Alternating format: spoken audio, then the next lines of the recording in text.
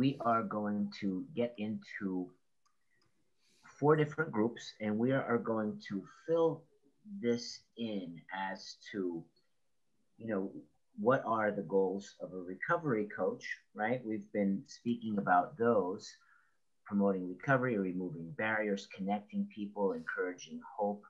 So you can find this on page 33 in your books. Okay, so we're going to get you in groups. So who is in group number 1, Marion? Who's somebody in that group?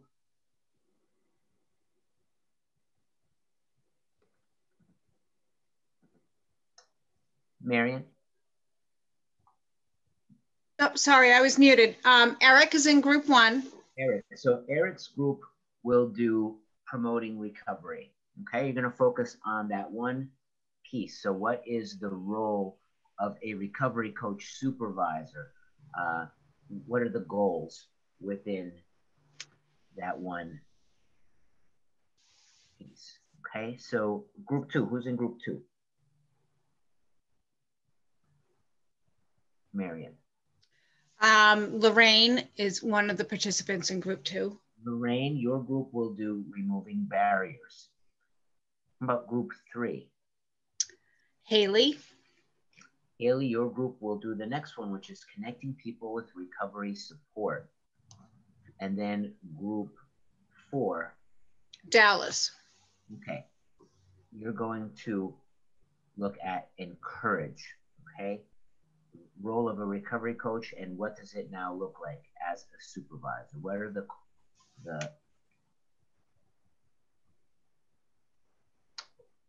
what are the goals of the supervisor in order to support and have that action take place? Here you go. We will have 7 minutes.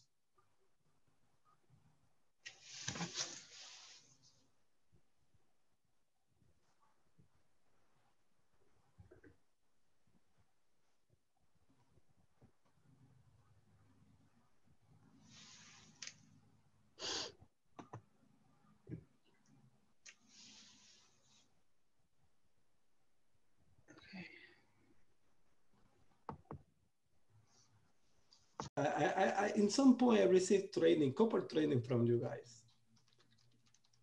Hey, so welcome back, everyone. So let's go. We're going to go to, everyone see the whiteboard now? Yep. So group 1, promote recovery. What did you come up with for the goals of the supervisor?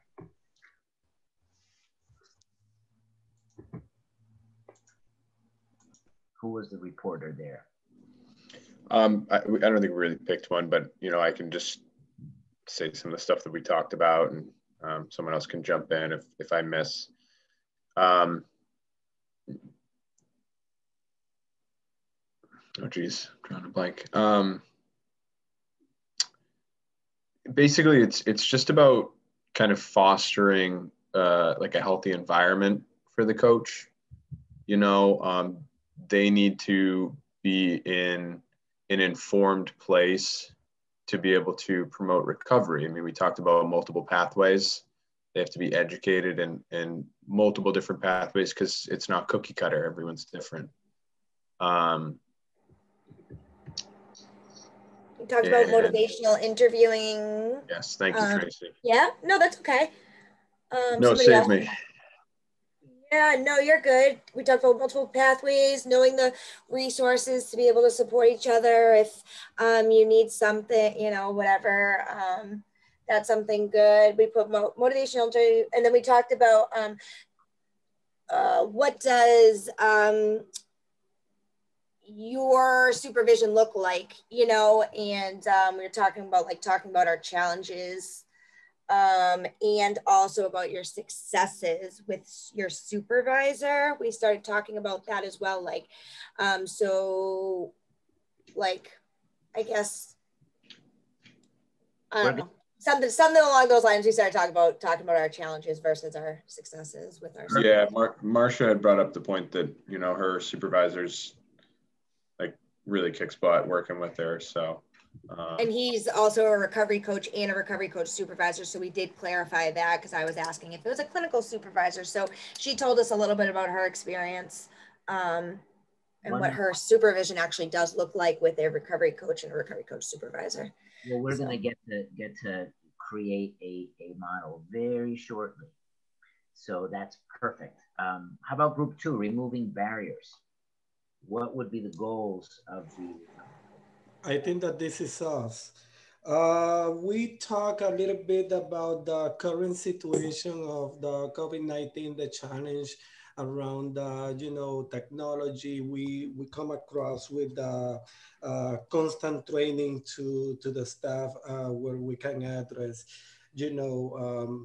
cultural aspect, race, inclusive language, promote communication such as, even test support recoveries, to using technologies to be able to, to participate and still connected in the community. Going in the same line, we're talking about the resource promotions, such as right now it's kind of quite difficult to kind of get access to places, and the technology involved several people doesn't understand pretty well that is kind of facilitate those resources for people kind of be connected and promote the well-being.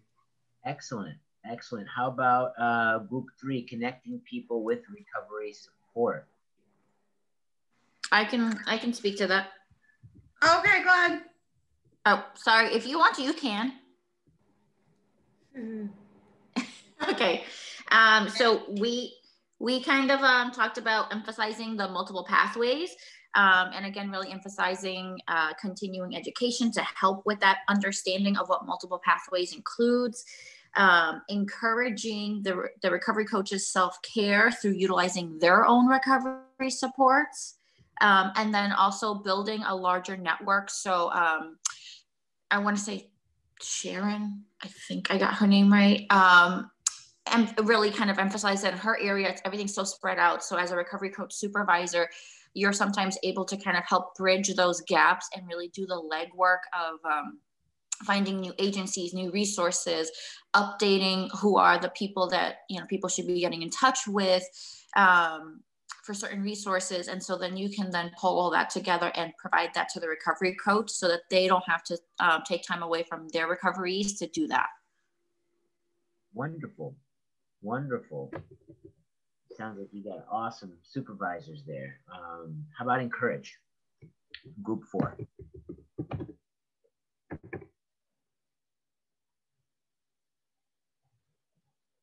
Group 4, who was in group 4? I can go. Because I didn't write a lot, or Bert or Bree, whoever. I wrote them down.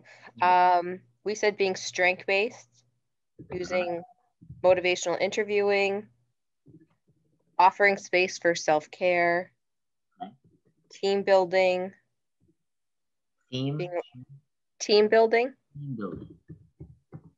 Excellent. Being a role model ourselves. Okay. Highlighting specific successes that the coach has had and sharing that with the rest of the agency, maybe.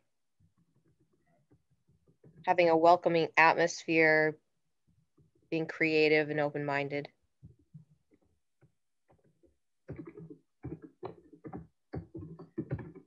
Open-minded. Excellent. So fostering healthy environment for the coach, continue keeping and being informed, education, MI, knowing resources, looking at the challenges as well as the successes, removing barriers here, really being aware and current with what's going on, in the communities and Commonwealth at large, the current challenges, technology that has been really coming into play, training,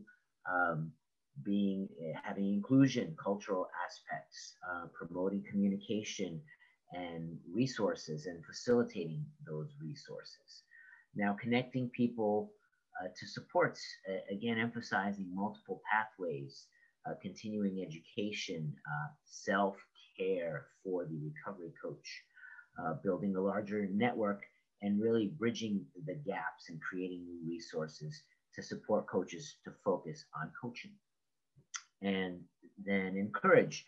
It is strength-based, again, self-care, team building, right? Being a role model and sharing really successes with other colleagues, you know, creating a welcoming atmosphere and really being open-minded and creative. So this is all super excellent.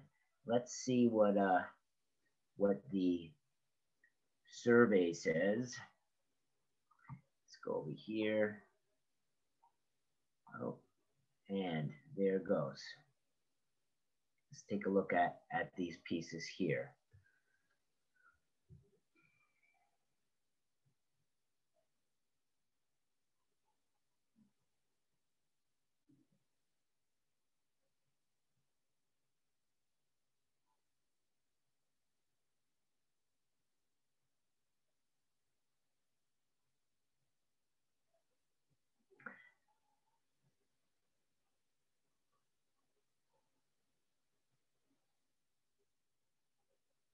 Now, what wasn't said? What pieces did you have missing, or did you not think of?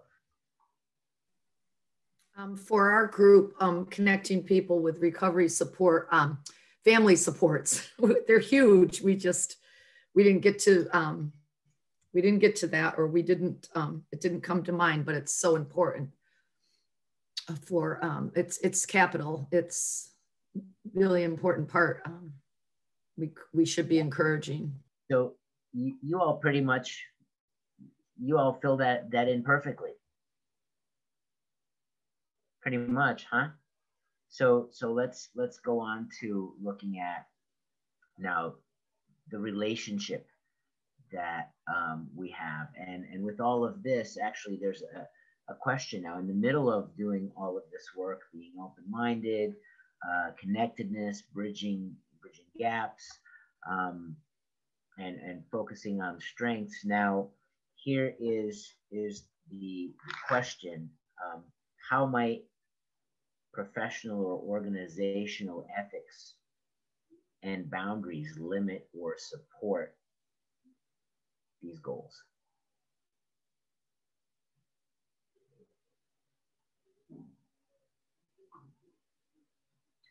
How might professional/organizational ethics and boundaries limit or support these goals? I think that this is what separates the recovery coach as a profession to the regular interaction with people out there in some way. With the recovery coach, we need to take in consideration that even that the relationship, that type of relationship is a little bit more closer than with other professionals. It's still a fine line between profession and personal level. And literally the ethical in some way try to kind of provide that guideline between where do you need to stick to keep it professional, and where is the moment that you begin to kind of moving along to the personal level. Excellent. You outlined the idea of staying in your lane. That helps us focus on our role. Awesome. What else?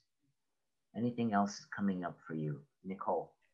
I think that some of the things that I was thinking about is that the budget of the company can affect some of the things we're trying to do, in terms of if we have a really long outreach list because we can't hire more workers, then we have less time to promote that self-care during work hours, those team building exercises. And so that was one of the things that came to my mind.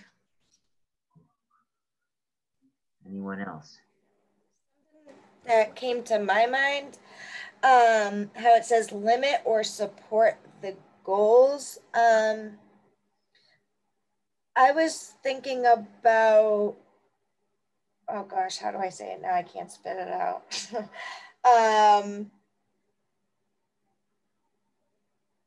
Let me get back to you. Let me think about it. Okay, this was on page, one of the questions on page 34. part of our home preparation. I know what it was. Okay. So if you're a recovery coach, you're talking to your recovery coach supervisor, more like with your recoveries, some of the privilege information that you get from them. I guess I was kind of thinking about how the ethics and boundaries of the organization, I guess it could be like a conflict, I guess is what I'm trying to say, between like, some of the things that we as recovery coaches hear, if we, say that to our supervisor, and that privilege information, I guess like it's kind of hard to share that sometimes all the time in like a meeting or something, like your team meeting, I guess. So it could kind of like limit what I say to maybe get something accomplished for them. I don't know if that makes sense. Yeah, absolutely. So that's what it made me think about. Yeah. You're speaking to, maybe underlying is maybe a difference in culture or cultural values. Exactly. Right. So that's the piece where, we started off yesterday with looking at recovery orientation. And because what happens if your coach is not comfortable with coming to you about these things? Right. Exactly. And Lorraine says that she agrees, and it makes sense. What else? Somebody else had their hand up. Bree.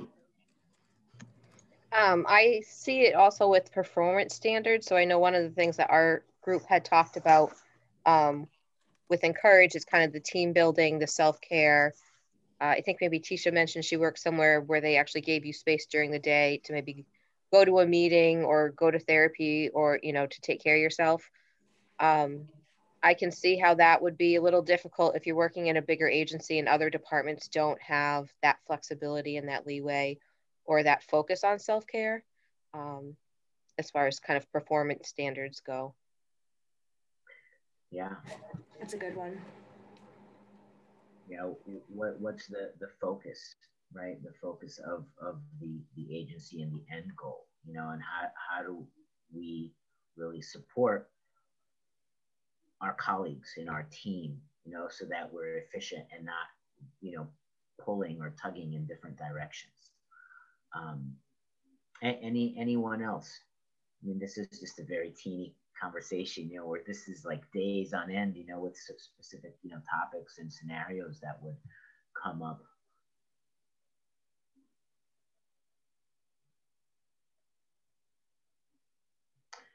So we'll leave you with, we're going to continue looking at some of this and then building the relationships that would foster and support all of this.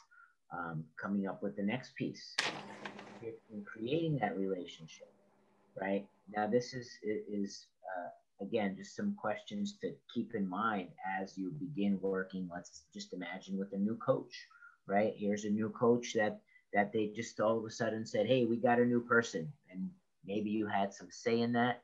Maybe you didn't. I don't know. Again, depends on the organization and the culture there. So I would hope, as recovery coach supervisors, that you would advocate to be part of that conversation, as you will be supervising the work. So here, what is the learning style, right? What are some of the definitions or understanding? Hey, whether it's of recovery, of what language, the individual uses or is interested in learning about, and how much input or feedback, are they given, or allowed, right? Ideally, our coaches are treated once again as, remember yesterday we talked about resources. Thank you, Tracy. Absolutely. As we are, right? So, and what's the engagement structure, right? What works? Back to that, working agreement, right? What do we need? What do you need for this to be successful? And, I can share with you, what what we need, and then we'll go over what the organization needs, you know, and what they're looking for, of course. And then the next piece, ongoing skills. So if you mentioned, you know, this ongoing continued learning and training, right, and growth, what are we listening for, right? Asking good questions, knowing what's yours, right? What does that speak to? Remember the stool, recovery coaching stool? What is Stay in it? your own lane. Staying in your own lane. There was one a little more specific.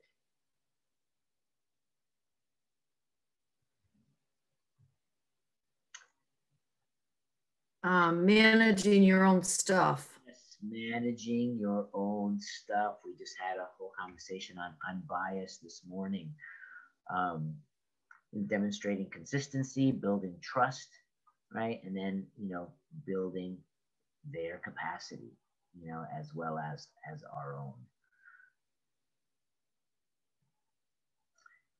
Any thoughts or questions?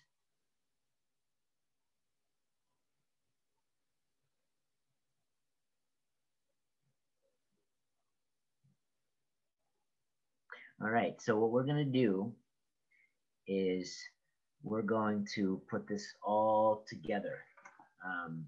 Marion is going to put us in groups, and we're going to have 10 minutes, okay, in your group to come up with a model, come up with your own model. How do you provide supervision at your brand new organization?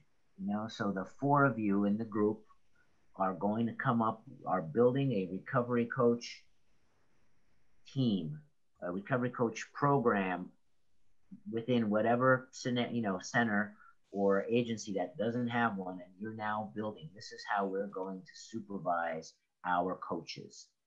Okay, so there will be a recorder and somebody to report back, you know, what it will be and what might be involved for your group.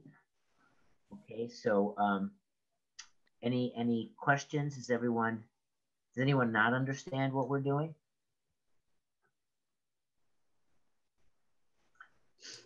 This is the page 37, right? It's on page 37. Yes, you could draw pictures. It looks like you have a helper, Caesar, could help you draw what it might look like. You know, and then, you know, you'll have a recorder and a reporter to verbalize out and share with the group. Okay. So, Paul, do you want to do 4 groups of 5 or 5 groups of 4? 4 groups is wonderful. Okay. I have a bias towards more brains, better outcomes, right? So let's. And how long will they be in the breakout? 10 minutes. 10 minutes. Okay. I'm opening the rooms now. Thank you, Marion. Have fun.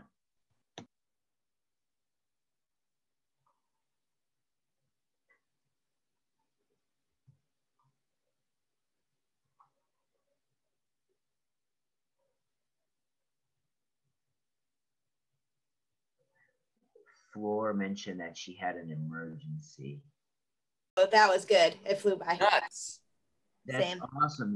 That means y'all were engaged and focused and coming up with genius. So let's see. Group 1. What did you come up with? What was your model? Can you describe it to us?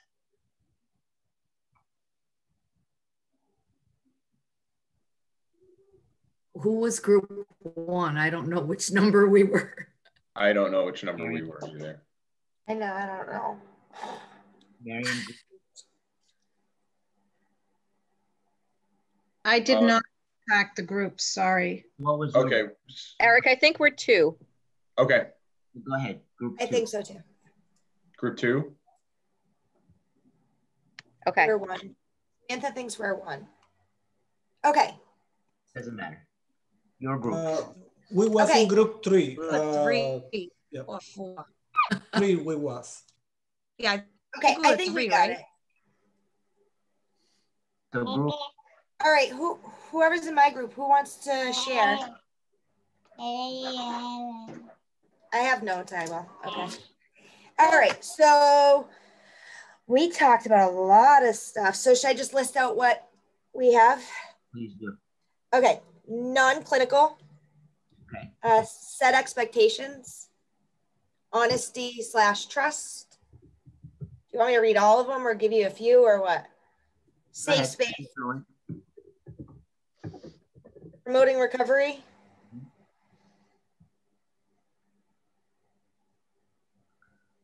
Okay. Connect to resources, discussing self-care, an open door policy, successes, removing barriers, what are the challenges you face? And then I just put like setting a weekly appointment. Okay, so you're following the model to a T. Okay, so how about the next group, group 3? Caesar. We'll just go. I don't know what number we were, but so I think we kind of got confused a little bit maybe about the assignment, but basically we just talked about like what the actual supervision would look like. Okay. So I sort of gave the example about yeah, so we were thinking like starting the supervision with like some sort of grounding or mindfulness, like little 5-minute thing, just like have the supervisor and the supervisee, whatever, be present in the room. And then like take like 10 minutes just to go over any administrative things like within the agency. And then take another like 15-20 minutes on just like check in about how both are doing. So how the recovery coach is doing and how the supervisor is doing. Personally, how's their recovery? What are they doing for self-care? And then take the last like half hour just to check in about any cases, how our wellness plan's going, any difficult cases they're working on, any issues with ethics or boundaries. And that was it.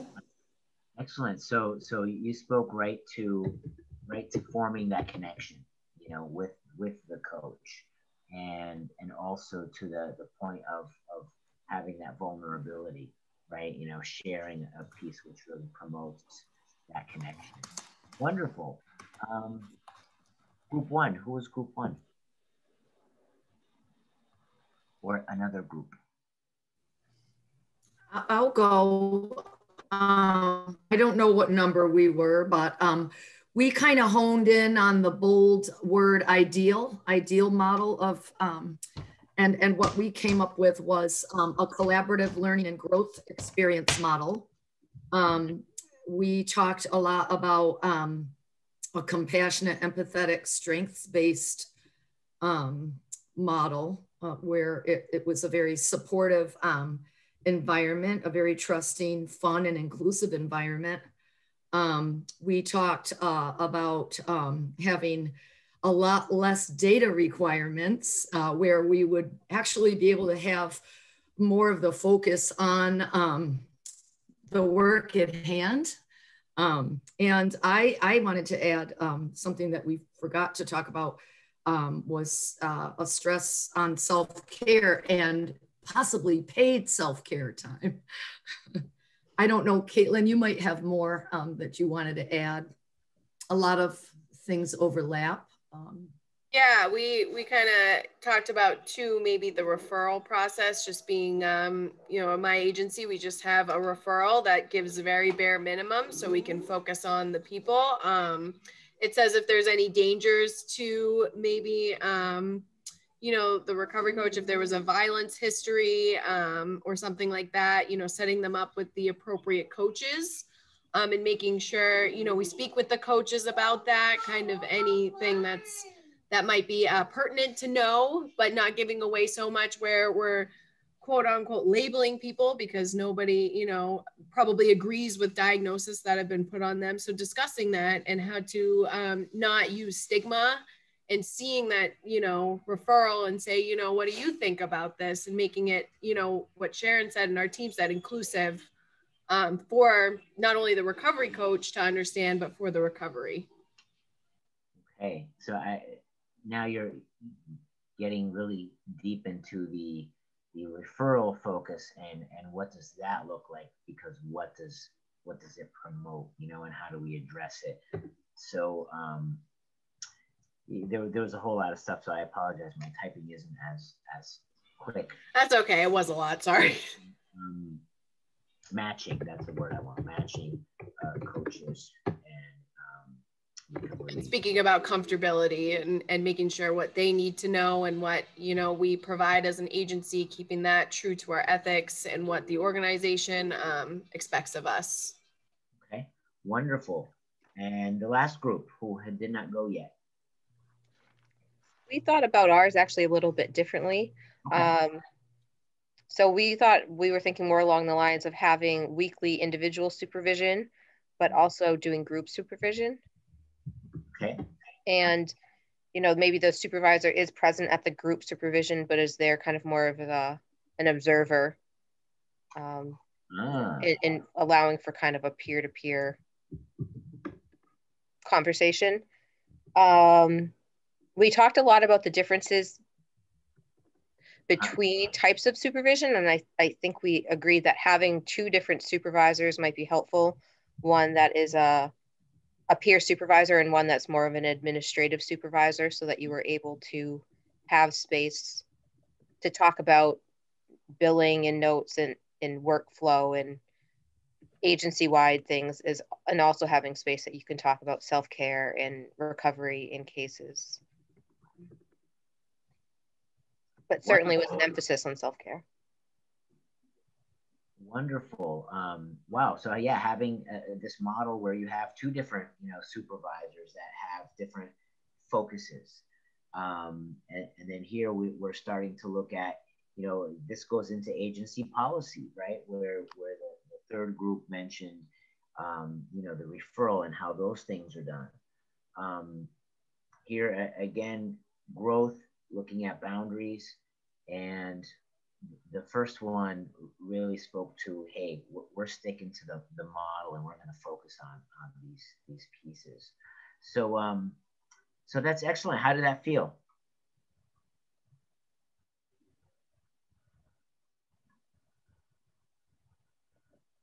How did it feel for everyone? Anything come up? Hey, this feels good. I can do this. Yeah. Thanks everybody for the input. It just really made me think about some things that I totally forgot about, and that I can implement, you know, when I get going with this. So thanks again. Well, yeah, and we're going to continue looking at this, because we're already touching on pieces that you're going to be working on next week for the next month, and so on and so on. So Tulani is going to take us into a conversation digging a little bit deeper into some of the core competencies of a recovery coach supervisor.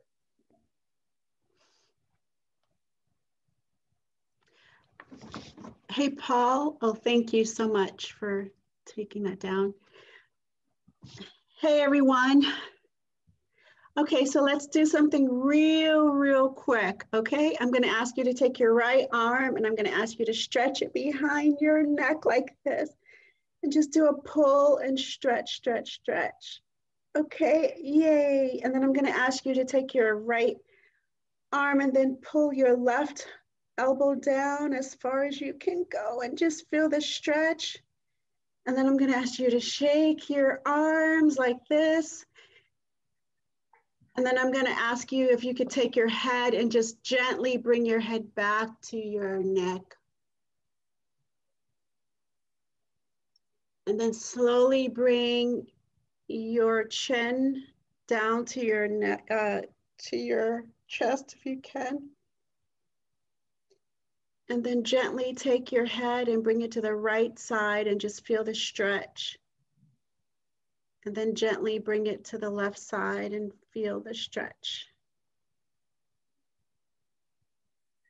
And then let's do this together. Let's take a nice slow deep breath in and let's just blow it out like, ah, like so. 1, 2, 3, bring in.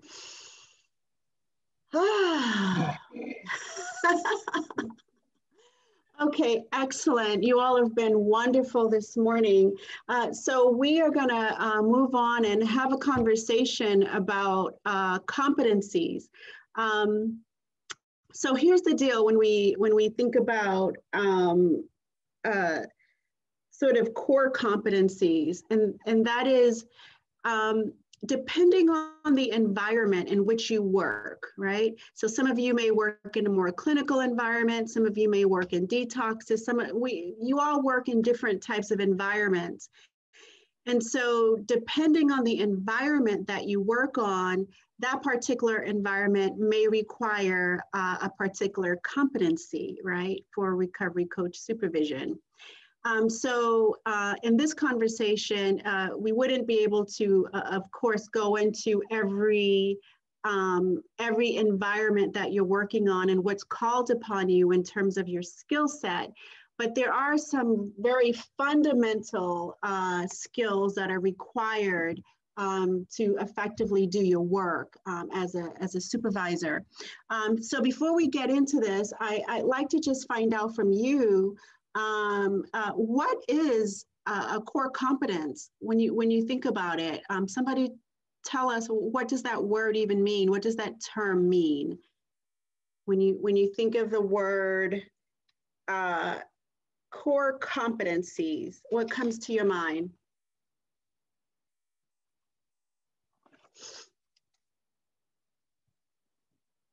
Not everybody speak at once. Yes, Nicole.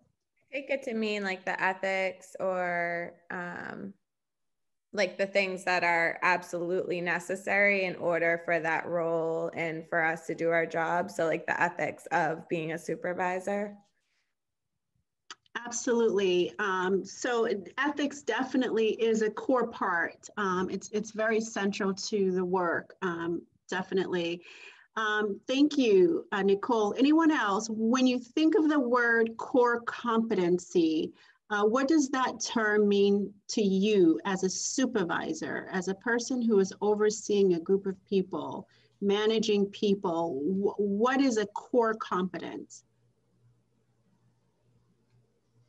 I think the core competences is what make it's like well, I don't want to say with the same word with the core, but what make the role, you know, is what is the expectation set up for that particular role in regard, you know, the performance and when you supervise other people. Okay. Okay, anyone? Maybe it's the skills you need to perform the job. Yeah. Excellent. Yeah, thank you, Caesar. Thank you, Marcia. So core competencies are the capacity to easily perform a role or your function, right? They are often described as clusters of the knowledge, skills, and attitudes a person needs to have in order to successfully perform their job.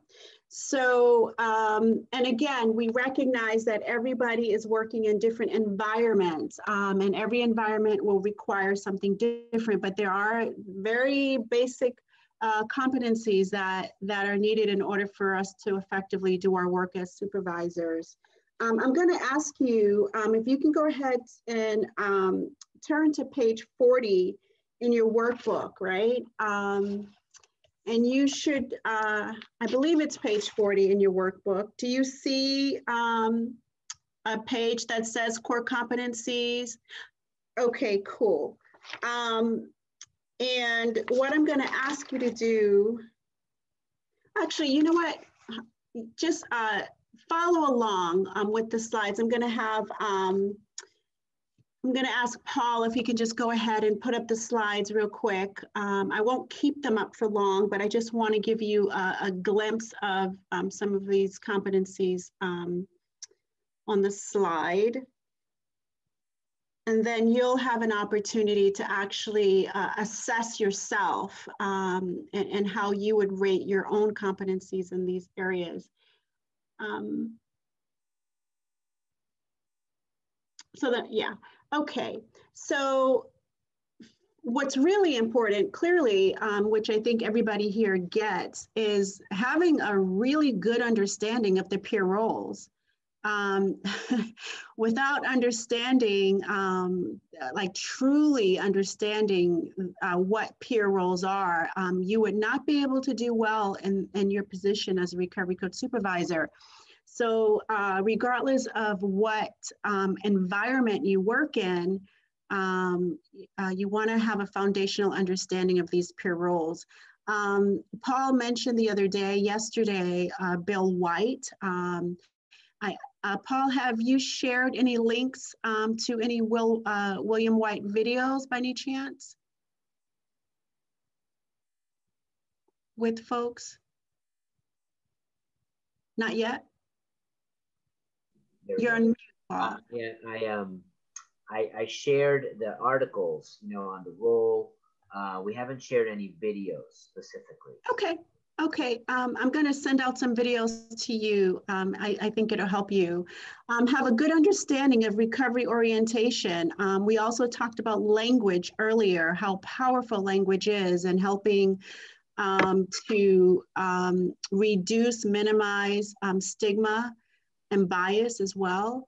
Models principles of recovery. As a supervisor, you are modeling principles and how you conduct yourself and work with people in your organization. You're supporting the meaningful roles of individuals in your organization. And you're also recognizing the importance of addressing trauma, social inequity, healthcare disparity. These things are clearly very important. And advocating ongoing training for your recovery coaches, really tuning into them and seeing how you can support them towards professional development.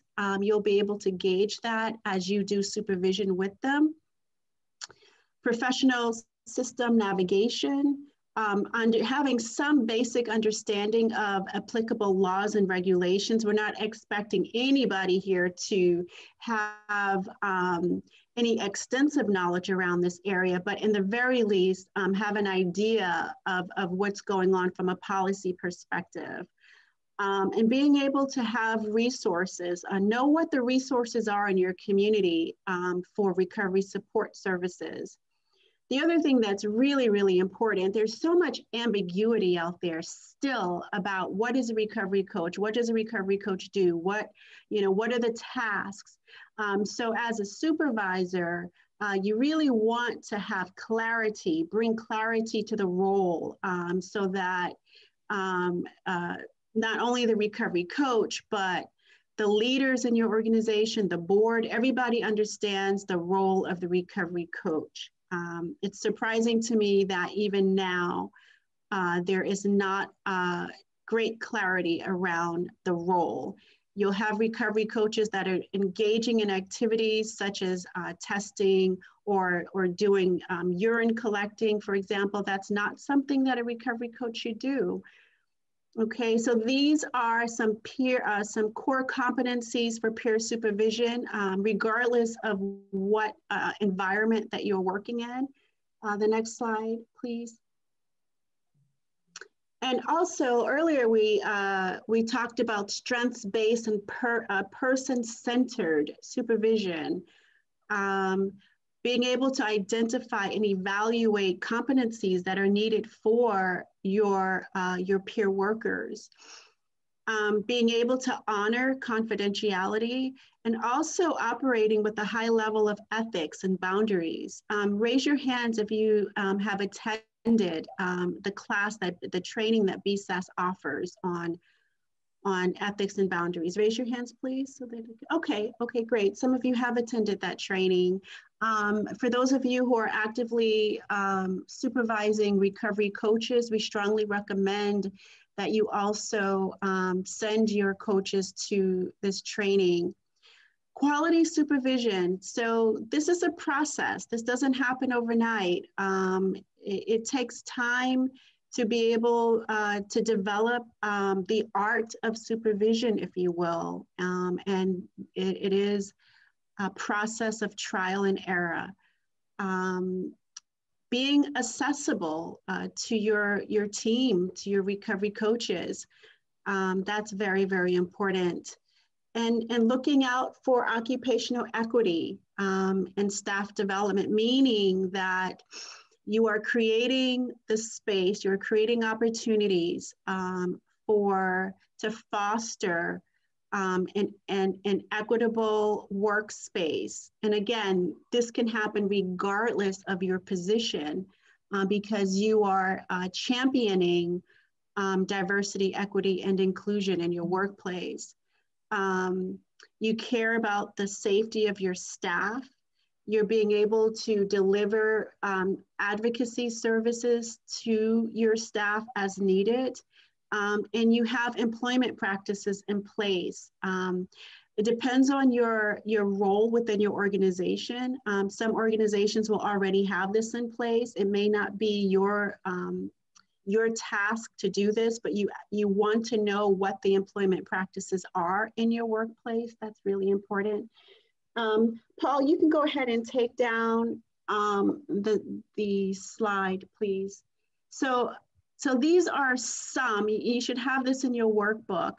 These are some of the competencies that are needed for this work. What I'd like to do is just ask you to take just a few moments, and we can do this without going into any of the breakout rooms. You can just do this where you're sitting. Take a few moments and just assess yourselves, and then we'll have a conversation about it. Look at that document that's in your workbook and just complete that checklist of core competencies for yourself. Like, how would you rate yourself in these areas? Does everybody see that? Just give me a thumbs up or something so I'll know. Okay, cool. So we'll take just a couple of moments and then we'll come back and chat about it.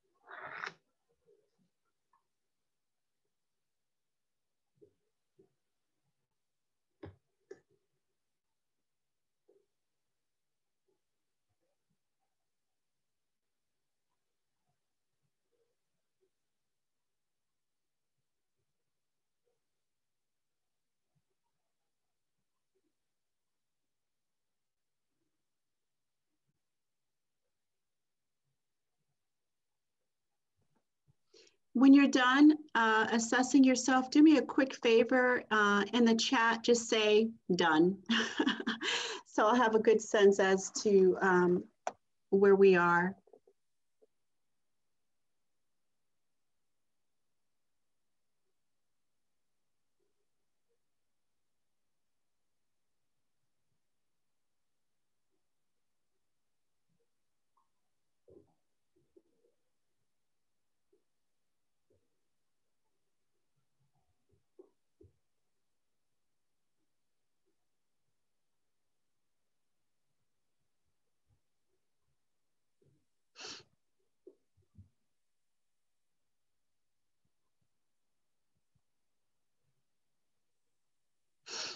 We'll take a couple of more moments to let folks finish up.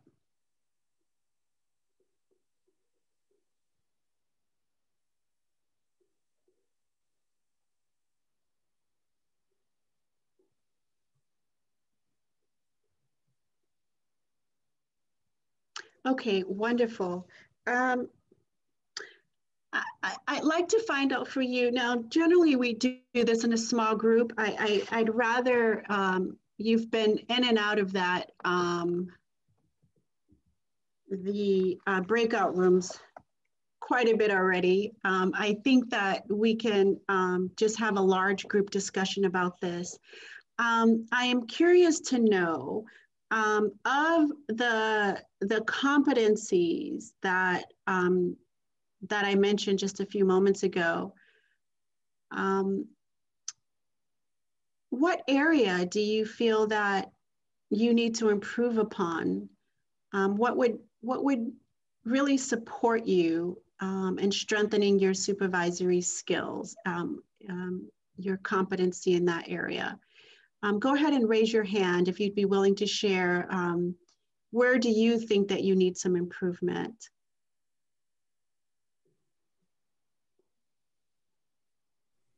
Well, I'll be vulnerable.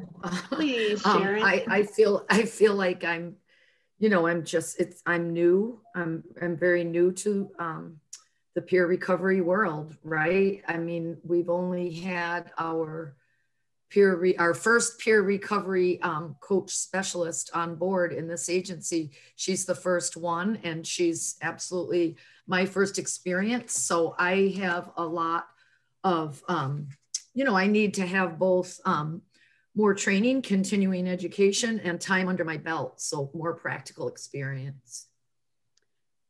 Yes, absolutely, Sharon. And you know, this truly is a growth process. You know, I think sometimes people get into things and they want to be perfect right away. And with things like this, it does take time, right? Time and experience. Thank you so much for that. Anyone else? What area? What did you put down on your assessment as an area that you feel that you can improve upon? Who else would be willing to share that with us? Yeah, Caesar.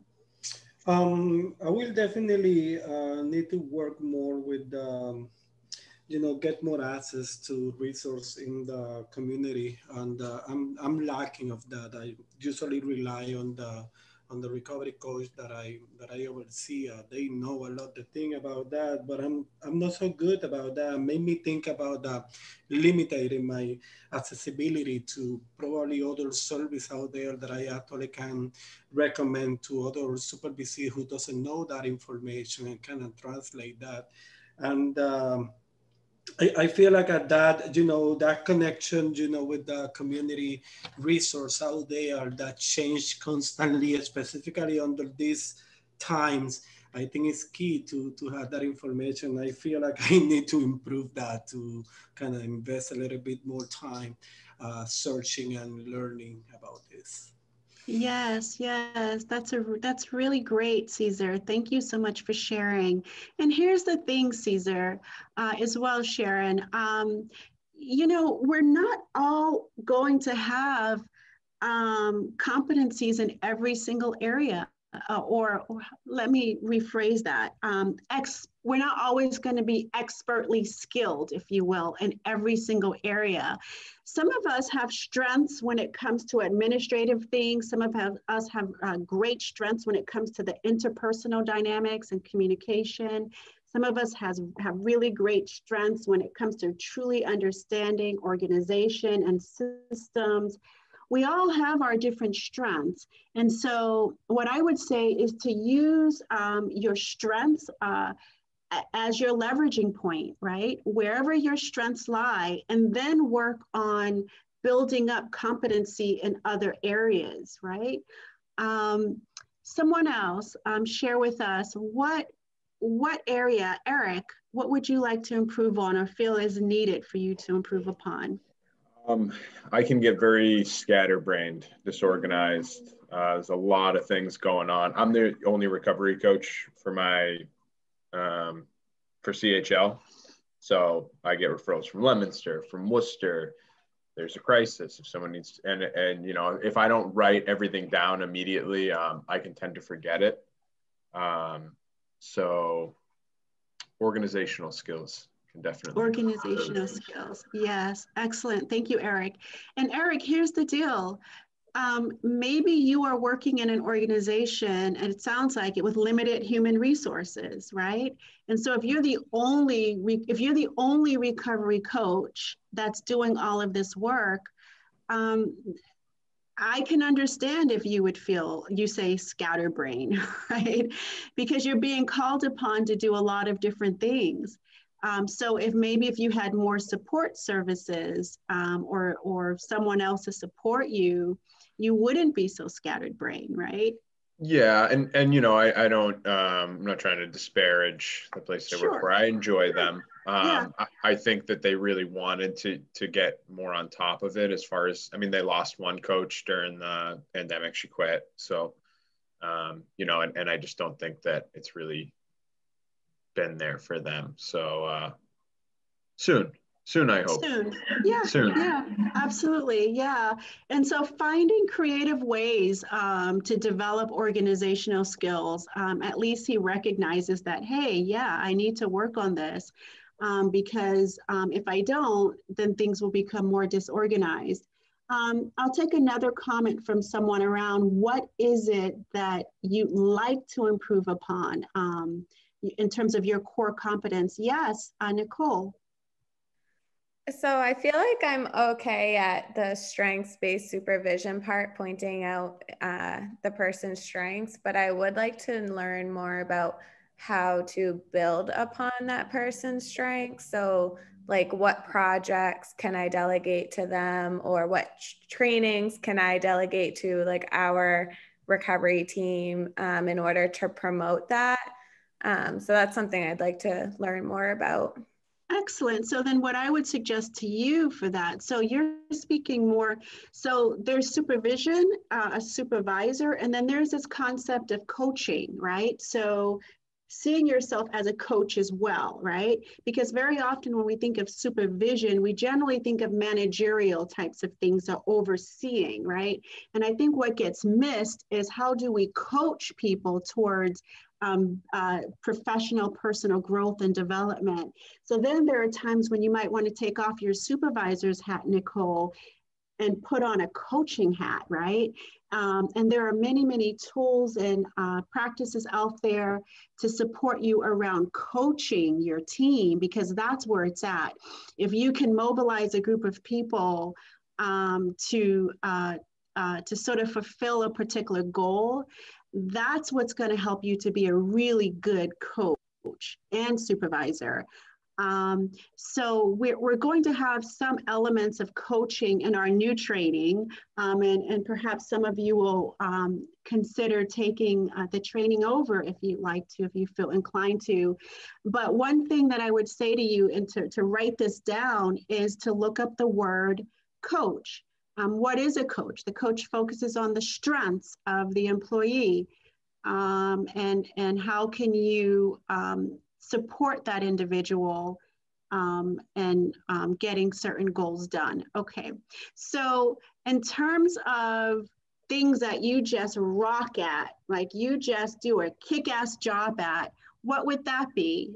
What core competence do you know that you just got this? What would that be?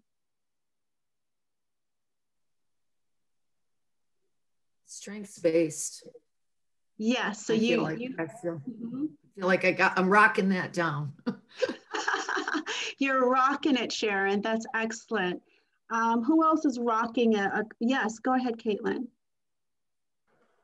So in our agency, we're not just a peer model. We have so many different kind of things going on within our agency. So really kind of to trail off what Sharon said about strength-based, if somebody's really interested, you know, to do something else within our agency that kind of promotes the recovery and the peer support model. Like I do a CPR and an overdose training because I think it's good for everybody to know within the agency. If somebody wants to facilitate an alternative to suicide because that's part of their lived experience and they feel really connected to that, I think, you know, putting out the peer support model for more than just recovery coaches.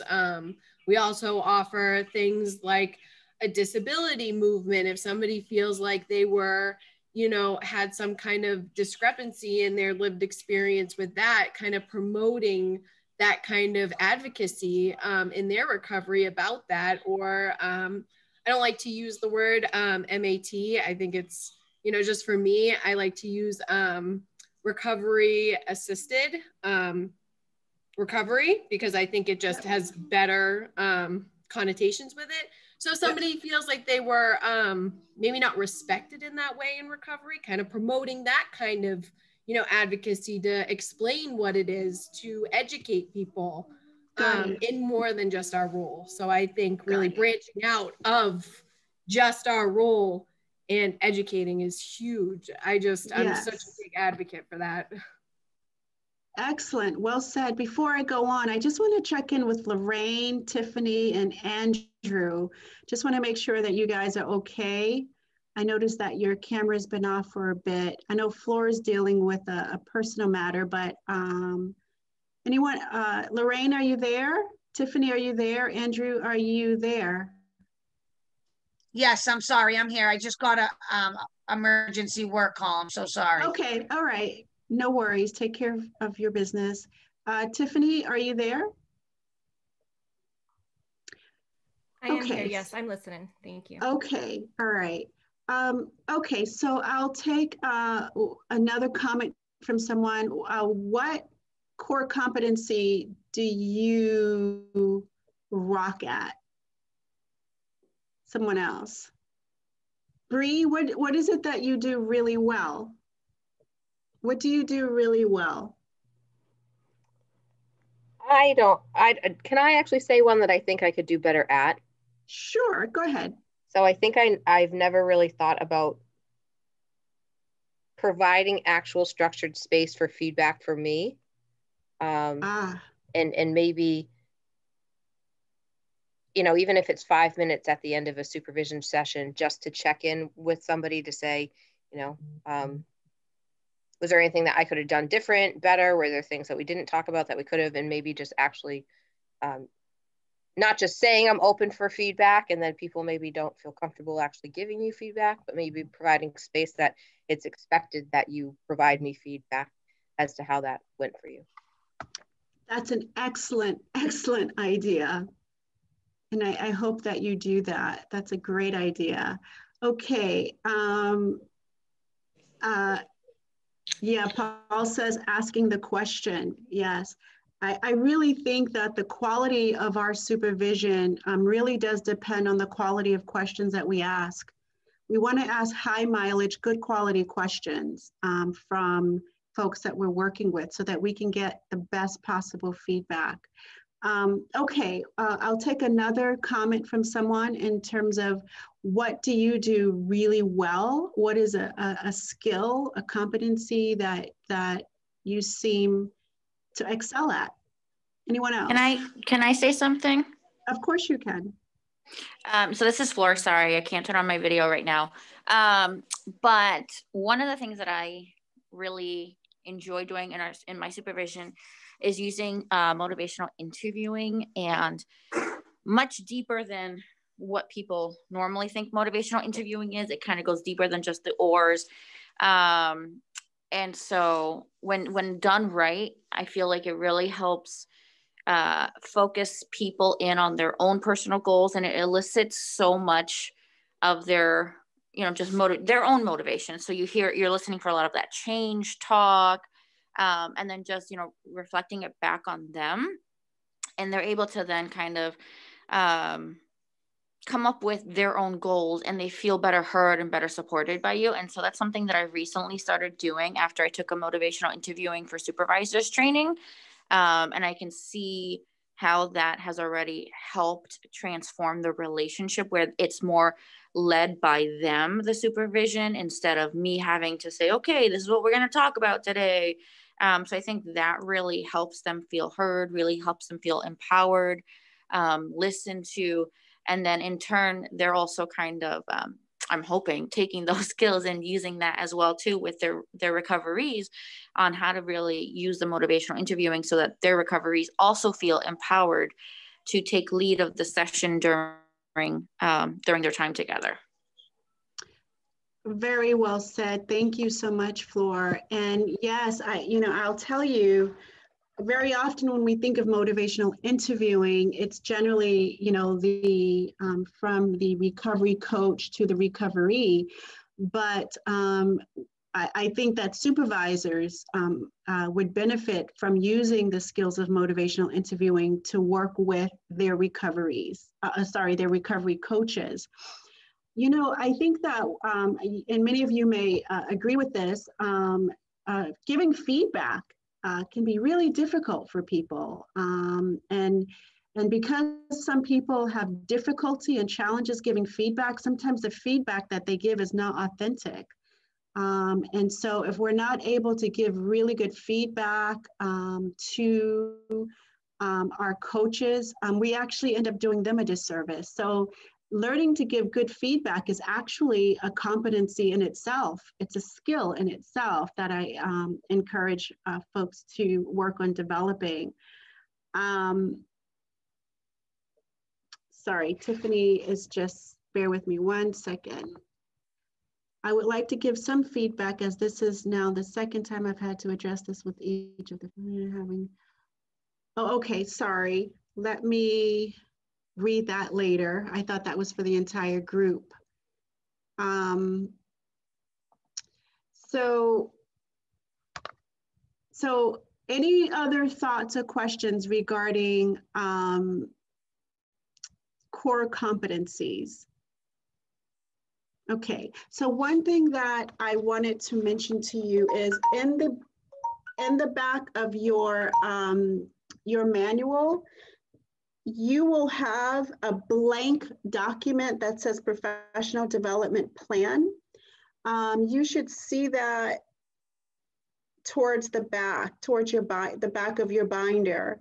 And just in your own time, you can go ahead and fill that out to help support you. So that's all I got for now for this module. And are we due for a break right now, Paul? Okay, so what we'll do is we're going to take a 10-minute break, and then when we come back, we just have a couple of more modules that we'll do. So go ahead and enjoy your break for 10 minutes. Thank you all so much.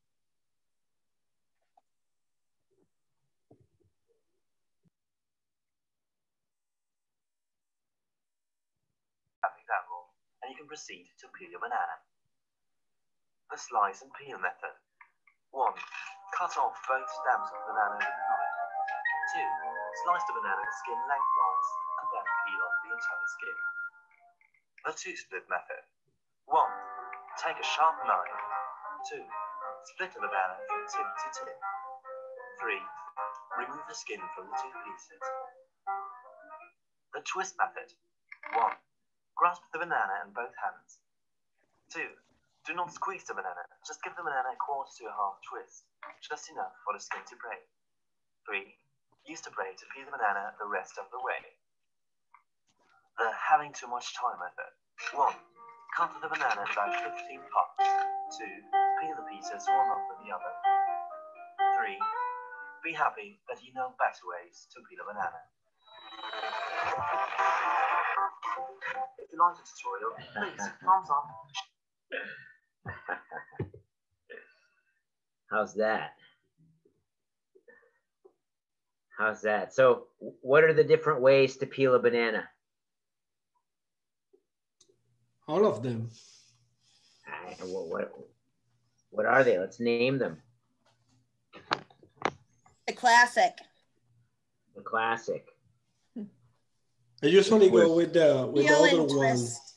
The twist. Throwing. The throwing, yeah. Throwing. Slice. Sliced. Too much time. Too much time. Right? 4 more. Either it was the fancy or fashionable way. I can't remember. Oh, yeah. Yeah. That'll be a good paraphrase to it. Yes, fancy the way to peel a banana. What else? The 2-split? 2-split. called it, but it was like when they did it upside down instead of peeling from the top, they peel from the bottom. That was like number 2. And then the monkey. Let's not forget the monkey, right? And that was the way they peel it from the top. What you're speaking Yep, of. the opposite way. Yep, the monkey. That's how So, I peel my bananas, like a monkey. So again, what does this say about recovery coaching and supervising recovery coaches? Everyone has their own way to peel it. Many ways to approach it. Many ways to approach it. Everyone has their own way. And what else? Variety, they all look the same. Everybody has different needs. If you want to put it into... There's no wrong way. There's no wrong way. You absolutely... All pathways. I always say there's one common goal. Exactly. Yeah. When you look at the 9 ways to pull a banana, the one common goal is to eat the banana no matter how you get there. Get the banana, right. So right. One common goal, I always say there's many pathways to recovery, but the one common goal we all have is to stay sober. So, okay, for some, right? You know how different people define their recovery differently, but I don't remember all of the ways how to peel a banana, but together we came up with all of them, right? I didn't remember all of them, but with your help, we now have all of them. So yeah, that's a fun little team builder. Speaking of building teams, right?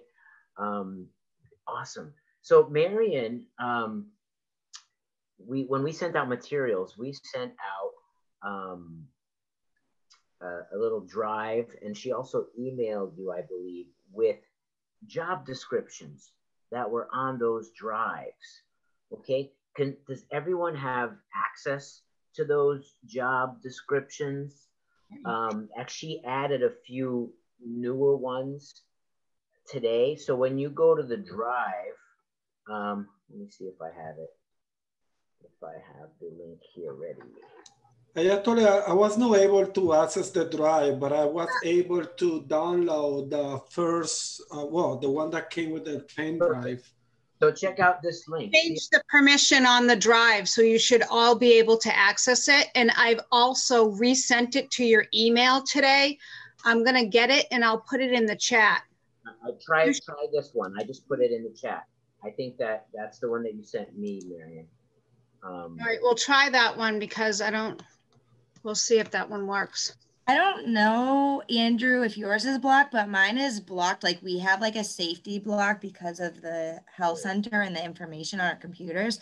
So it's blocked. Yeah, mine's blocked. Yeah, mine too. I actually forwarded it to my personal email. I'm just going to open it on my private laptop. Okay. So perfect. However you could access it, here's a link. And if not, you have your drives as well that you got in the mail, right? So what we're going to do is we're going to get in groups, and there's no particular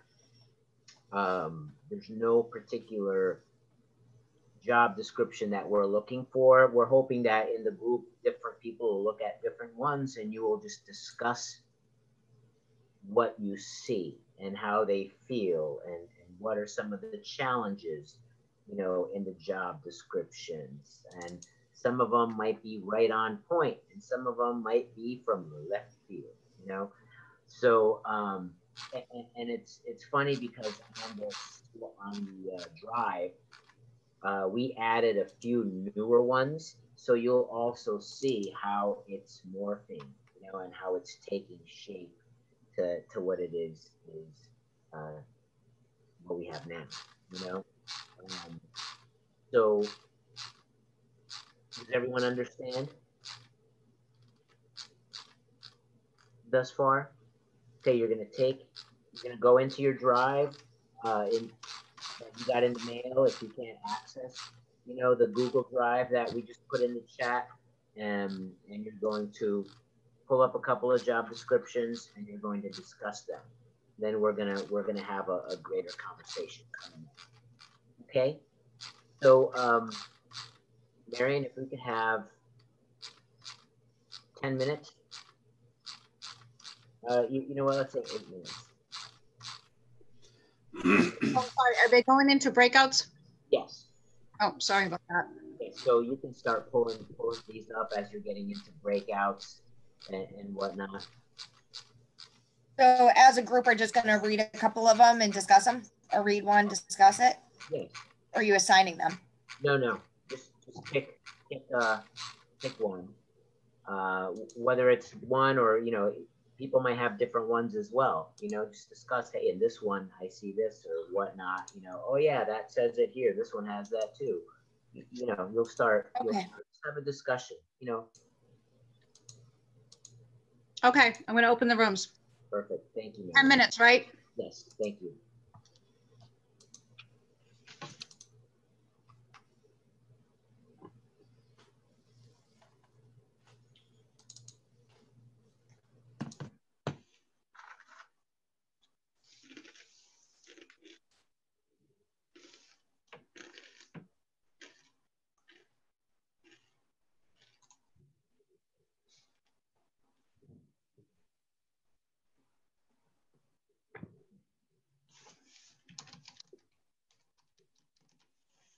Marcia and Lorraine, did you see your links?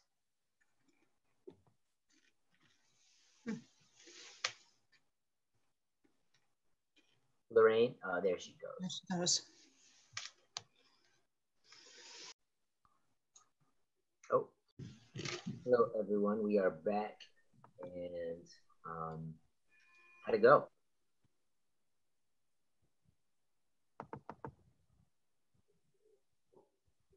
Oh, Lorraine, you're muted. Oh, Lorraine, you were muted. Oh, I'm so sorry. I'm like talking and I'm muted. Sorry about that. Okay. What came up?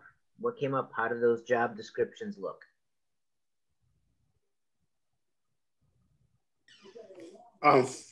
For us, like we was looking at the similarities, then also the and the differences, and some was one thing we point out, like the sobriety, like some of them say you had to have like 2 years of sobriety. There's some that's mentioned about being in recovery, but it didn't give like a date of how long you got to be in recovery. So we pointed out that we had a great discussion. Some went in depth, like the job descriptions for recovery coach or the recovery coach supervisor. Some was more in depth than others. Yeah.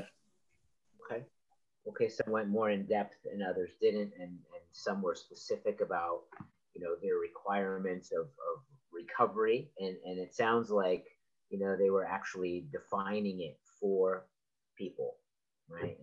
So what else? What else came up? I think in our group we talked.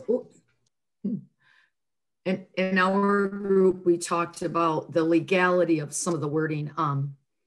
When we and I don't have a lot of experience with this, but so I'm looking for any guidance. But we had gotten job description examples from other from other agencies and organizations, just as examples to try to create ours.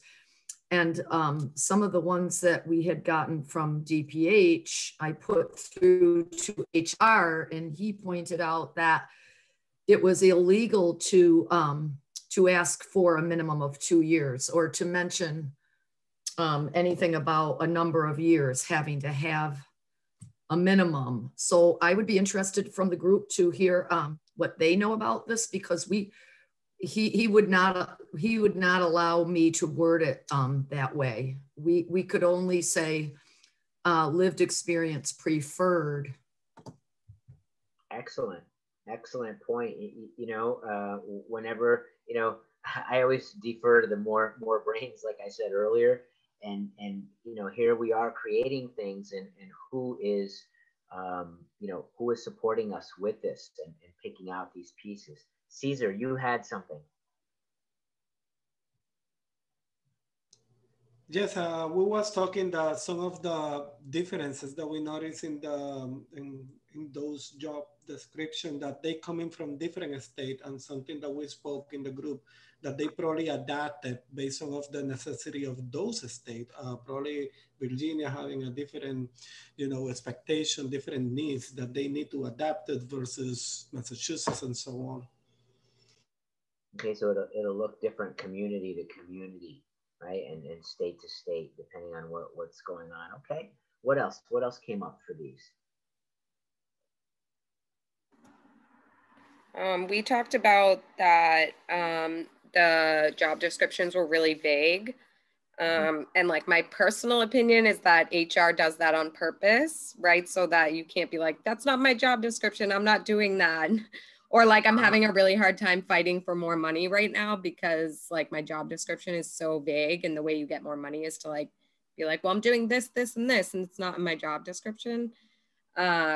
But then I was also saying that sometimes that's kind of good, because being a recovery coach, you have to be so flexible to the person you're working with's needs.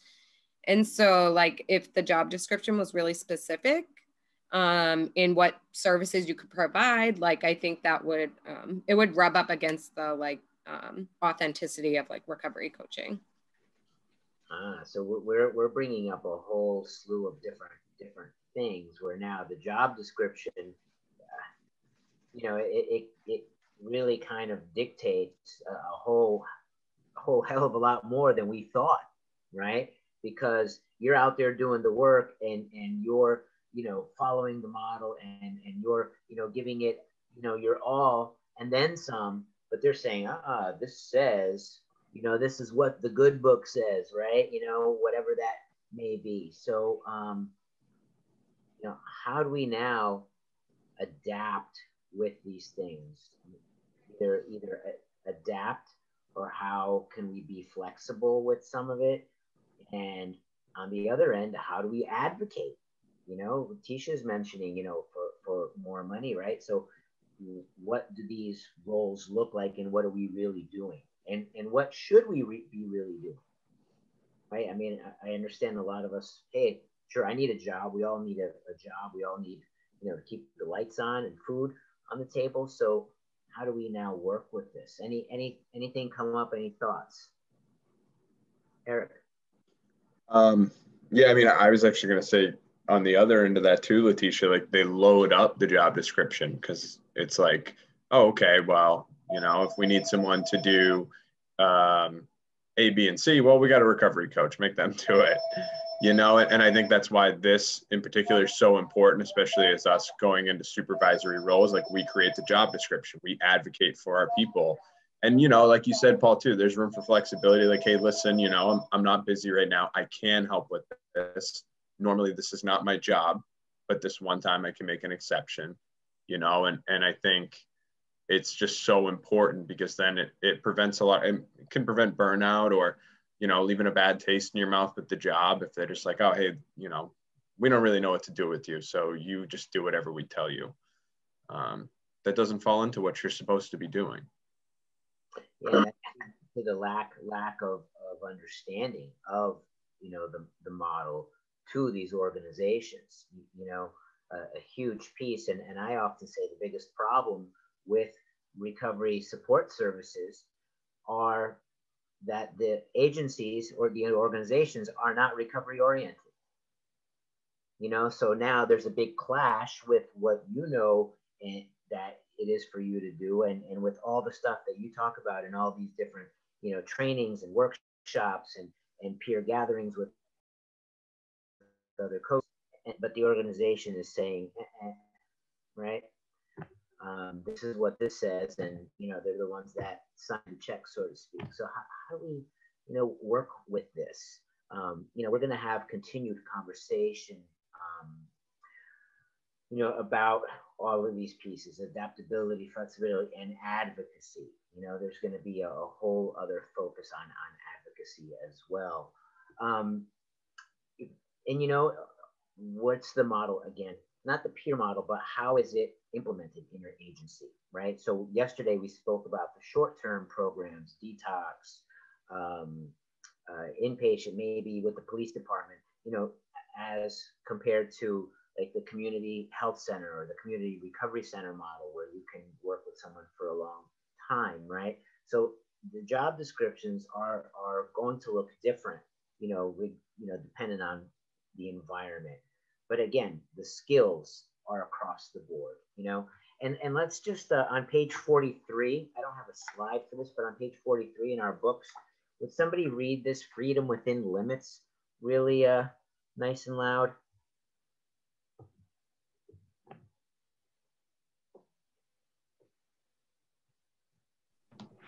I'll read it. Oh, go ahead, Eric. Dang, should have given you one more second, Sharon. Freedom within limits. The liberty of the child ought to have its limits, the collective interest of the community in which he moves. Its form is expressed in what we call manners and good behavior. It is our duty then to protect the child from doing anything which may offend or hurt others, and to check the behavior which is unbecoming or impolite. But as regards all else, every action that has a useful purpose, whatever it may be and in whatever forms it shows itself, ought not only to be permitted, but it ought to be kept under observation. That is the essential point. So that's from Maria Montessori, right? And how do we relate this to our jobs as recovery coach supervisors? I'm thinking of it as, oops. No, Sharon, I cut you off last time. You go. Your turn. I'm thinking of the circle of security concept. In the circle of security in regards to parenting, where we have limits and rules and boundaries for the child.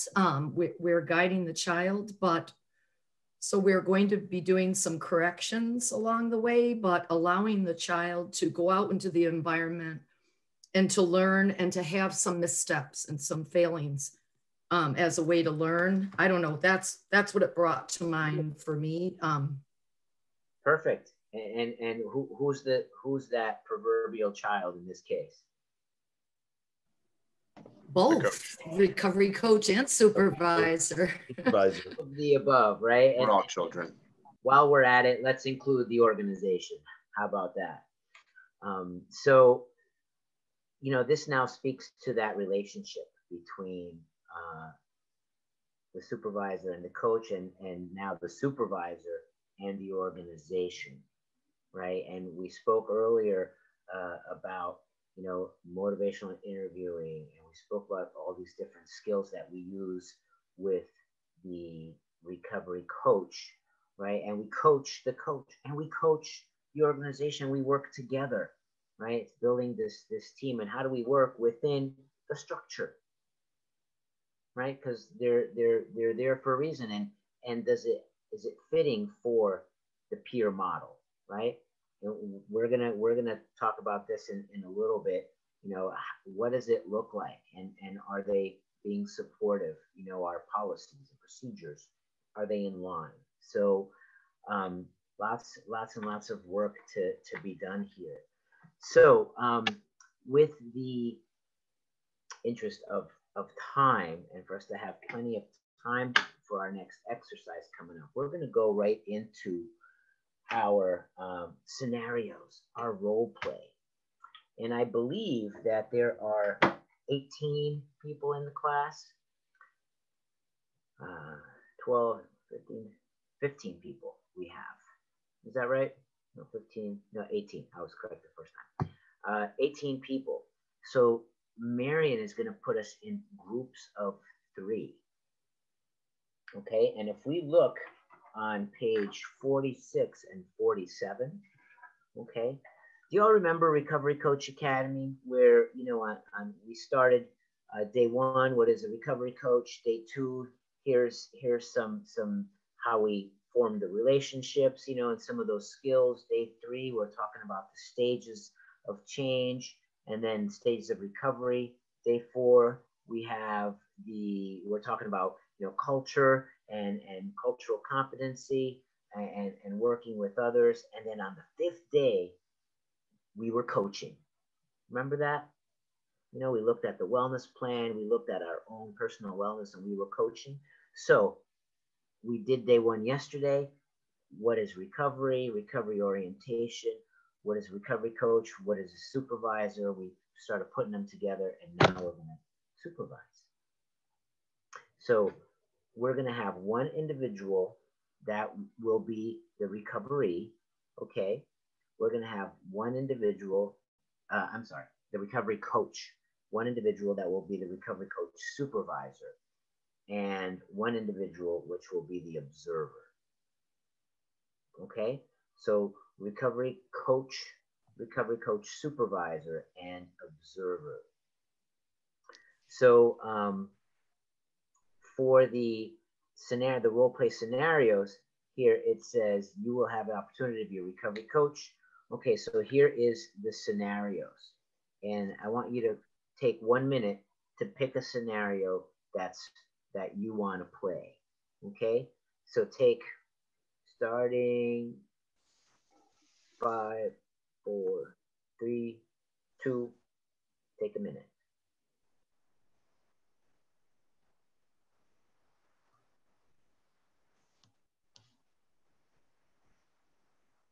All right, I'm going to open the rooms. No, hold on. I won't open the rooms. No. Just give them a minute to pick their piece. Sorry about that.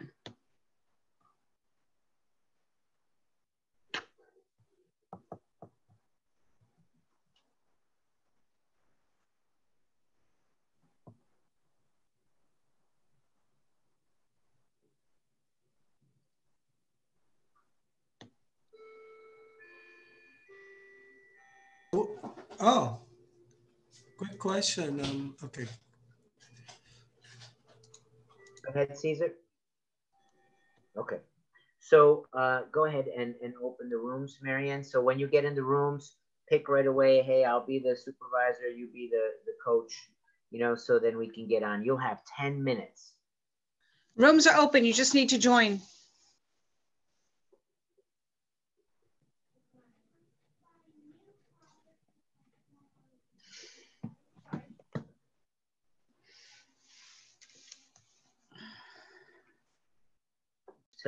To share the observation. Excellent. We're gonna. I see some questions. Go ahead, Sharon. Oh no, well, we did that naturally, but I didn't see the message come across. Sorry. Yeah, but I think I thought it was. I thought she was observing us, but we did switch. Excellent. So okay, we're gonna now switch your roles. Now, if you were the supervisor, now you're going to become the recovery coach. If you were the observer, you're the supervisor. And if you were the coach, you're now the observer. All right, so a little musical chairs. You already have your piece picked out. And again, Marion will send out a message for like, okay, stop the session, observers, you know, let you know your group know what you observed, and stay within your role, stay in your in your character, so to speak, until that time. Okay, so we complete the 10 minutes. All right, here we go. So we're going back in. Yes. Are we using the same breakout rooms or? Same okay. All right, I'm opening the rooms right now. And I am going to start the clock.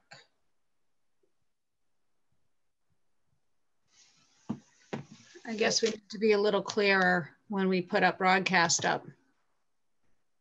Well, I think they got it because it mimics. Hear from the observers. What have you been observing? I observed a really good exchange of motivational interviewing techniques that that I really saw play out in a really positive way by asking those open-ended questions and reflecting back and summarizing and validating, and that I feel like it really ended up with some resolve with her using that technique.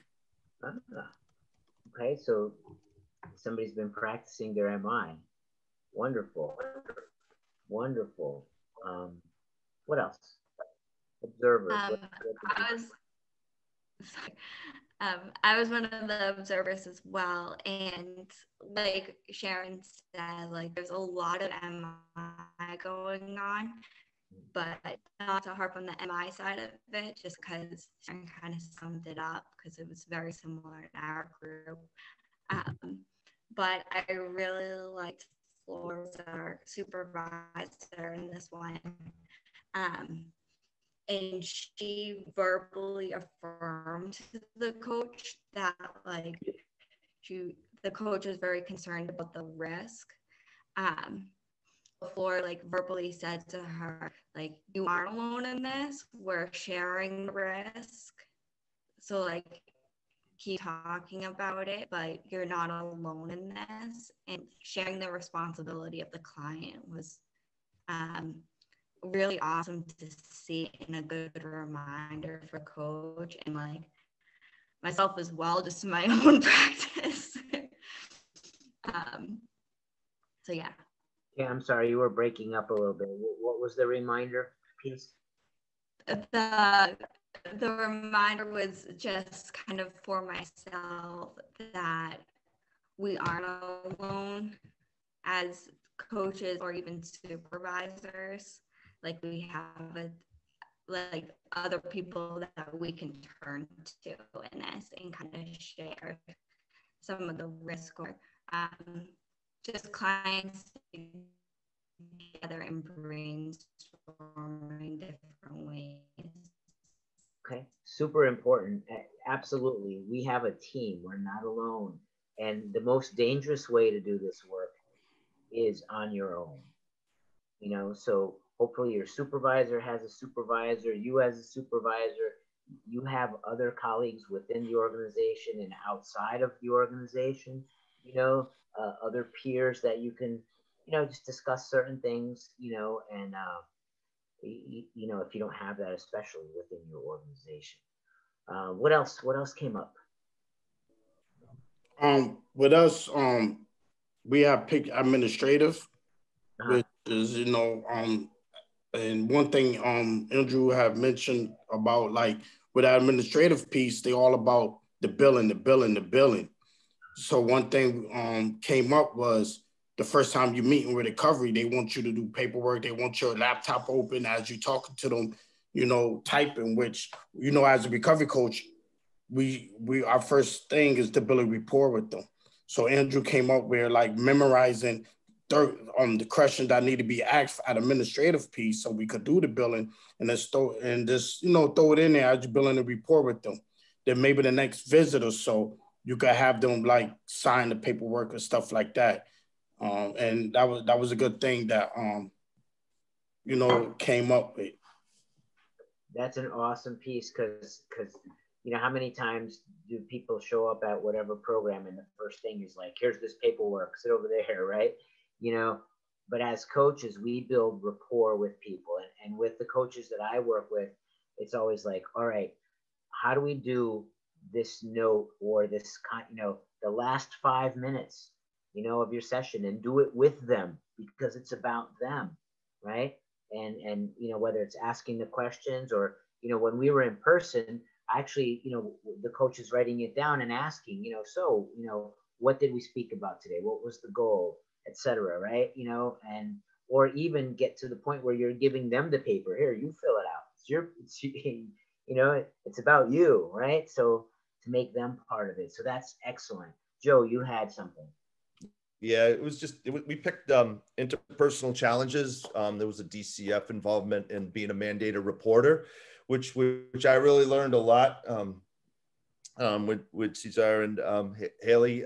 It was good because there was this back and forth. There was a lot of support from the supervisor and asking questions and really making a plan together. Like you said, I'm not in this alone, making a plan together and then offering suggestions and kind of bouncing stuff back and forth. And I think what I took out of the whole thing is really not going in this alone, and really hopefully have a supervisor or you know, have a really good rapport with the supervisee. And I think that's a very important. So that's really what I got out of that, you know.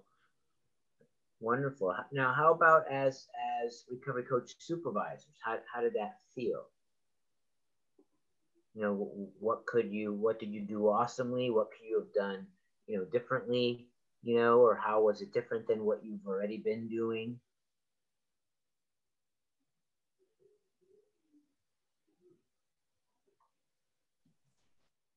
Nicole?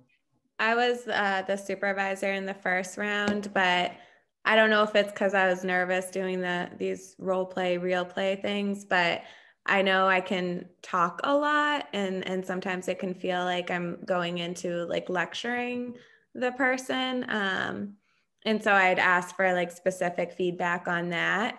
But I know that's something I want to work on. So, like if someone's coming to me for support, making sure I'm not like taking up the whole appointment by just giving advice and focusing more on like collaborating and problem solving together. Together. Yeah. And just like in coaching, like the more we, it's funny, there's some kind of proverbial thing, you know, the more I speak, the more I'm wrong, you know, type of thing, you know, where like we want to hear from them, you know, just like with the recoveries, right? It's not about me. So, you know, we're asking the questions so that, you know, people can start processing, you know. So that's just awesome piece of awareness, you know, as well. What else came, Eric? I think it's important to allow your coaches to vent, open up. You know, it was me and Tiffany and Marcia, and, you know, Tiffany had brought up a scenario with you know, a person who was not so easy to handle, you know, and it's important that the coaches feel like they can talk to you about people and their frustrations with them, you know. I mean, what do they call it? Burnout or caregivers fatigue, whatever it may be. I mean, the only way you get through that is by kind of letting it come out. And then as a supervisor telling them, hey, like this is a space where you can talk about those issues and we can come to a solution, and don't ever feel afraid, because I would hate for one of my coaches to be upset with somebody and not feel like they can talk to me, and then it affects the recovery negatively. Yeah. Giving people space to be themselves, and to you know, the fact that they're comfortable enough, you know, with you to share these things, and to be able to, you know, let it out, so to speak, you know, is wonderful. You know, we've been talking about self-care for the past couple of days. You know, we've brought that up a few different times. Huge piece. And compassion fatigue, right, as you're referring to, Eric, and burnout really comes from, for a lot of us, a big part of it is us holding on to outcomes, us holding on to, you know, the people we work with, to their outcomes. And how do we create those safe spaces and boundaries for ourselves, you know, and that, how do we get support and give support to our coaches so that they don't hold on to, you know, someone else's stuff, so to speak, you know, if they're able to do this, if they're not able to do this, right? Or sometimes taking like, oh, I helped them through X, Y, Z, right? You know, no, they did it, right? Paul, I hate to do this to you, but we are running so behind, and we still have to get through module 11, which is so important to give feedback, to give instruction to folks, since we're not going to be seeing them again for another few weeks. So I'm so sorry. I just need to interject. Certainly. Okay. Certainly. So, you know, self-care, you know, what is that piece like, right? And as you go, you know, Tulani's going to tell us about how you're going to get more practice with all of this stuff in the next 30 days. And thank you for your patience. Okay, everyone, thank you. So I'm very aware of the time. Generally, this next piece really has to do with what happens in between today and the time that we see you again, November 2nd. And so I apologize for the brevity here. This is a really important part, so I'm going to ask you to please bear with me. So as we talked about yesterday, this training has multiple components to it, right? So there is the 2-day training, which we're ending today. And then there's a coaching piece. So we also need to schedule coaching sessions with you. So half of you will do a 1-hour coaching session with Paul, half of you will do a 1-hour coaching session with me.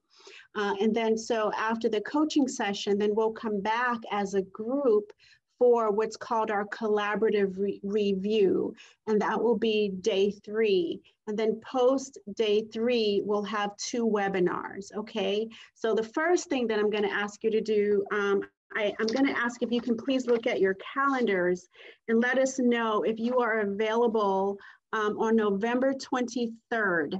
So Paul is available to do a coaching session. I'm going to ask you if you can just use the chat for this, please. If you are available November 23rd from 1 to 2 p.m., that is Paul's slot. My slot on November 23rd is from 10 a.m. to 11 a.m. So I'm 10 to 11 and Paul is 1 to 2. So go ahead and just let us know in the chat. And Marianne, you're there. Could you please? Okay, so some folks have just said yes. Can you just identify which time frame works best for you? And then I can make a note. Okay, that would be awesome. Awesome. So 10 to 11 is with me, Tulani, and then 1 to 2 is with Paul on November 23rd, okay? The other thing that we would ask of you, so we have 2 webinar dates that we've set up. December 7th from 10 to 11 would be the first webinar, which I'm gonna just go ahead and put in here very quickly. So December 7th and December 14th from 10 a.m. to 11. That's when our webinars will be held, okay? Are you planning to share this information via email and for us to write it down? The expectation is for us to write it down right now. Yeah, well, I just want you to have the dates in your calendar now, but of course, yes, we'll go ahead and send out an email to everyone. Perfect. Okay, so please bear with me because this is where, so in between now and when we see each other again on day 3, there's some binder work that needs to be done in between this time, okay? So everybody has their binders. The first thing that we'll ask you to do is you'll have to do what's called observation, okay? If you can observe 2 recovery coaches doing a session, and you're not there to supervise them or anything, you're literally there to just observe how the recovery coach is working with the recovery. If you can just do 2 of those in between now and December 2nd, that would be great. If you are not currently in an organization where there are recovery coaches, you can reach out to Paul or myself and we'll try and connect you with someone who you can do observation with, okay? But that's a really important part of this work is doing observation. And more than anything, this is just an opportunity for you to see the different ways in which people are engaged in doing the recovery coaching. The other thing that you want to do is you want to think about where your organization is right now and use the binder tools to sort of reflect on what are some practical things that you think are needed for your organization in order for you to effectively do this work as a recovery coach supervisor? So as an example, does your organization have proper, appropriate job descriptions for recovery coaches? If not, perhaps one of the tasks that you can do is help to craft a job description. Does your organization have any policies and procedures for recovery coaches? If not, maybe that's something that you take on. Does your organization have a mission or vision statement for recovery coaches? If not, maybe that's something that you do. Do you see what I mean? So look at the different prompts in your binder and use that as a guide. We are not suggesting whatsoever that you fill all of those binder tabs in the next 3 weeks, because that would just be unrealistic, right? But what we are asking is for you to kind of connect with the people in your organization, find out what is needed. Now, here's the thing. If you have a colleague in your organization who's already gone through this recovery coach supervisor's training, connect with them and find out what did they do so that you don't duplicate what's already been done, okay? But the idea here is for you to think more strategically about what is needed in your organization in order for you to carry out your duty, your function as a recovery coach supervisor. What comments or questions do you have for me?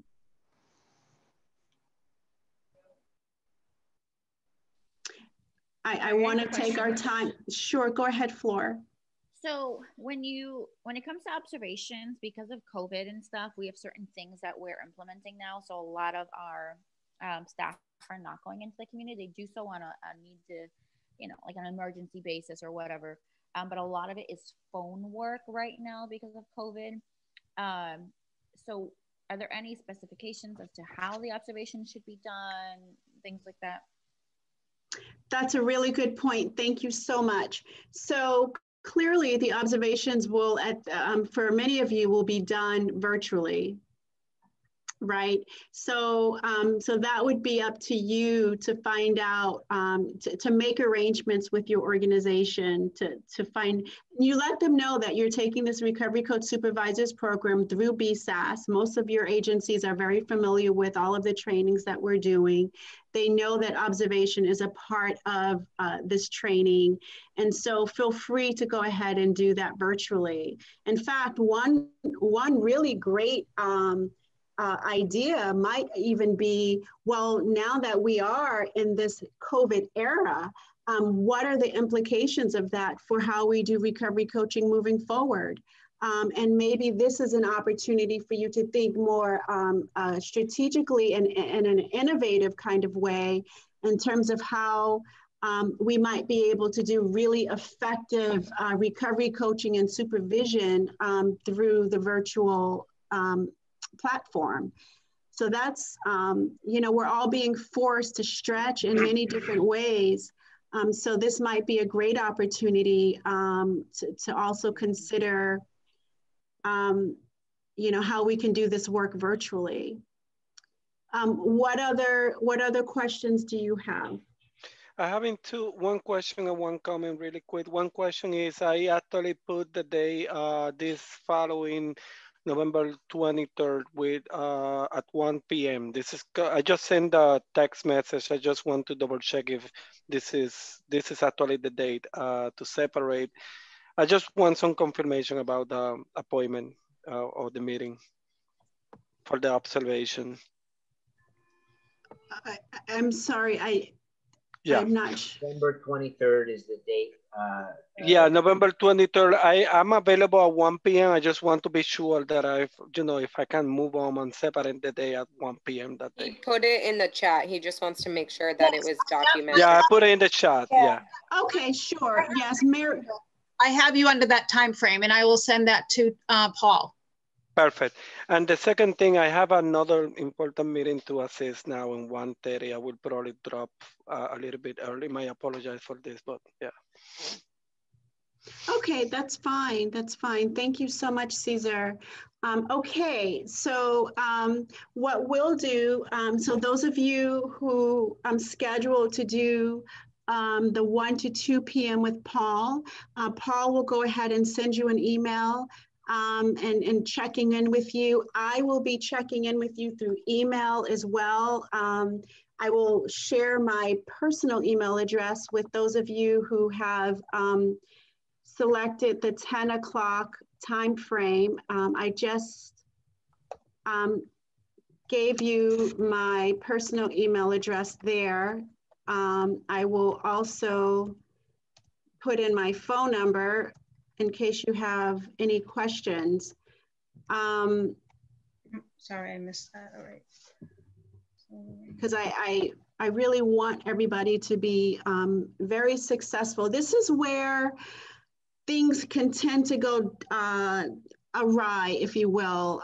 We've been doing this training for 4 years now, and we have found that in between this time and day 3, that very often the supervisors don't do the work, right? That's required. And so I want to make sure that I support you in the best way that I possibly can to just make sure that you're able to get really good information in your binder and do what you feel is needed at this time through your organization, and certainly do the best that you can to leverage this whole COVID era that we're living in, because it really does call us to think more creatively and to be more imaginative in how we work, right? Okay, so you have my phone number, you have Paul's number, you have my email address and Paul's email address. And so with that, I want to thank everyone for your time and your attention today. I hope that you've had a wonderful afternoon with us. A good day. We thank you so much. Paul, do you have any closing comments to make? Just thank you, everyone. We look forward to hearing about how you start putting this stuff to action, and reach out at any time if you feel you have any questions or whatnot. And if not, we'll see you on November 23rd. No, not on November 23rd. See you. We're going to see them again for the call. Okay. I'm going to stay behind on Zoom just in case anybody has any questions. I will be here for a few moments to hang out. Thank you all so much. Have a great afternoon. Thank you. Bye. Everybody. Nicole, before you log off, which time works best for you on the 23rd? I can do the morning one. Okay.